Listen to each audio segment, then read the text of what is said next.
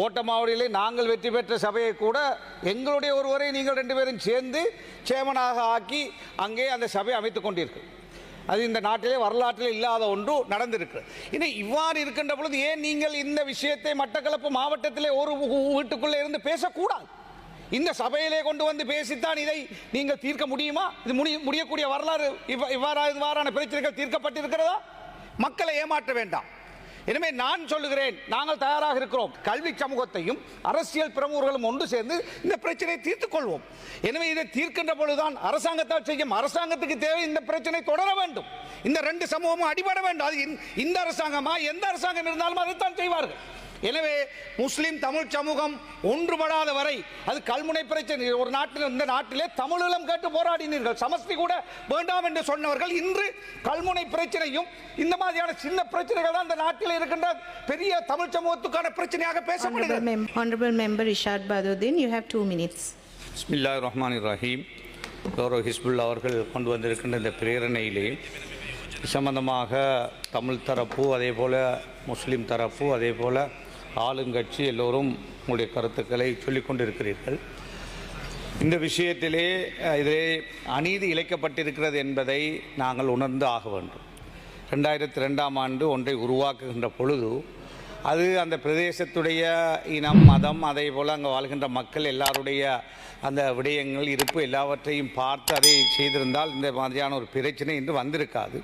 என்றாலும் இந்த பிரச்சனையை வைத்து இங்கு தற்பொழுது சாணக்கிய நம்பி அவர்கள் பேசியது போல அரசியல் செய்யாமல் இதை தீர்க்க வேண்டும். இதற்கு ஒரு முடிவு காண வேண்டும். இந்த பிரச்சனை முதலிலே ஆணைக்குழுக்களாலோ அல்லது அரசாங்க அதிபராலோ இது தீர்க்கக்கூடிய ஒரு பிரச்சனை அல்ல. எனவே இந்த பிரச்சனையை 2 தரப்பும், நாங்கள் சபையை அமைப்பதற்காக சாணக்கியனும் முஸ்லீம் காங்கிரஸ் ஹிஸ்புல்லா அவர்களும் ஒன்று சேர்ந்து அமைத்தீர்கள். ஓட்டமாவடியிலே நாங்கள் வெற்றி பெற்ற சபையை கூட எங்களுடைய ஒருவரை நீங்கள் 2 பேரும் சேர்ந்து சேமனாக ஆக்கி அங்கே அந்த சபை அமைத்துக் கொண்டீர்கள்.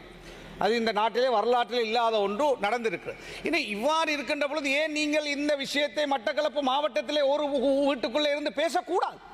இந்த சபையிலே கொண்டு வந்து பேசித்தான் இதை நீங்கள் தீர்க்க முடியுமா? இது முடியக்கூடிய வரலாறு இவ்வாறான பிரச்சனைகள் தீர்க்கப்பட்டிருக்கிறதா? மக்களை ஏமாற்ற வேண்டாம். எனவே நான் சொல்லுகிறேன், நாங்கள் தயாராக இருக்கிறோம். கல்முனை வடக்கு விஷயத்திலும் இனங்களுக்காக பிரதேச செயலகங்களை உருவாக்குவதிலே நான் உடன்பாடு கிடையாது. இனங்களுக்காக, மதங்களுக்காக பிரதேச சபையோ கிராம சபை பிரிவையோ அமைக்க முடியாது. ஆனால் மக்கள் வாழ்வதற்கான இடத்தேவை இருக்கிற இந்த பிரச்சனையிலே 5 கிராம சேவர் பிரிவு அங்கே இருப்பதனால் முழு பெரிய நிலப்பரப்பு அங்கே இருக்கின்றது. எனவே அந்த மக்கள் தங்களிடமிருந்து படித்ததை தாருங்கள் என்று கேட்கிறார்கள். இல்லை, நியாயம் இருக்கிறதா இல்லையா? அவர்கள் இங்கு பேசிய சிறுநேசன் எம்பி அவர்கள் சொன்னார் அந்த மக்கள் விரும்பவில்லை என்று. அது தவறான கருத்து. அந்த மக்களோடு நான் பேசினேன், அவர்கள் விரும்புகிறார்கள். ஆனால் நாங்கள் மாறி மாறி பேசுவதை நிறுத்திவிட்டு நாங்கள் இதே சுத்தியோடு இந்த பிரச்சனை தீர வேண்டுமாக இருந்தால் 2 தரப்பும், அங்குள்ள கல்வி சமூகமும் நமது சமூகம் சார்ந்த 2 சமூகம் சார்ந்த கல்வி சமூகத்தையும் அரசியல் பிரமுகர்களும் ஒன்று சேர்ந்து இந்த பிரச்சனையை தீர்த்துக் கொள்வோம். எனவே இதை தீர்க்கின்ற பொழுதுதான் அரசாங்கத்தால் செய்யும். அரசாங்கத்துக்கு தேவை இந்த பிரச்சனை தொடர வேண்டும். இந்த 2 சமூகமும் அடிபட வேண்டும். அது இந்த அரசாங்கமா எந்த அரசாங்கம் இருந்தாலும் அதைத்தான் செய்வார்கள்.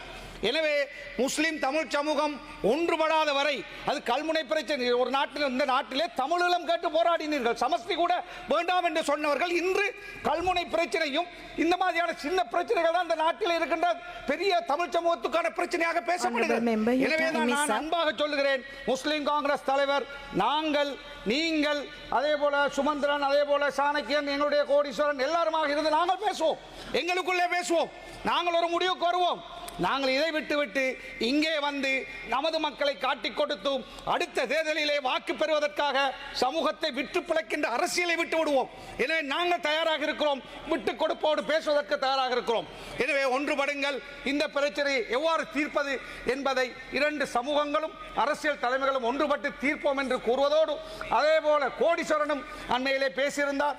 எனவே அது சம்பந்தமாகவும் பாராளுமன்றத்திலே தொடர்ந்து பேசி அரசியலை நாங்கள் செய்வதை நிறுத்திவிட்டு இன்ஷா அல்லாஹ் இருந்து பேசி பிரச்சனை வடக்கிலே பிரச்சனையில் இருக்கிறது, இதை நாங்கள் தமிழ் முஸ்லிம் சமூகம் பேசி தீர்ப்போம் என்று கேட்டு விடைபெறுகிறேன். நன்றி.